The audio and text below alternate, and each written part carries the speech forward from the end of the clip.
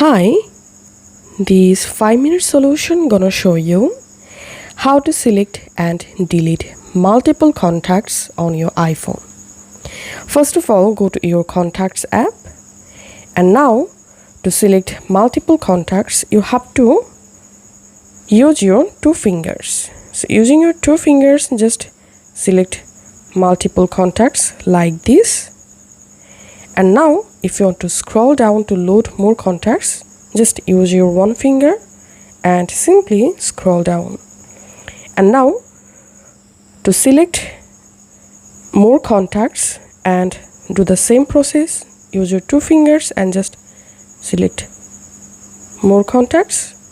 And now to delete selected contacts, hard press on any of the selected contacts and just tap on delete. Tap on delete contacts and all of your selected contacts will be deleted. So that's how we can easily select and delete multiple contacts in iPhone.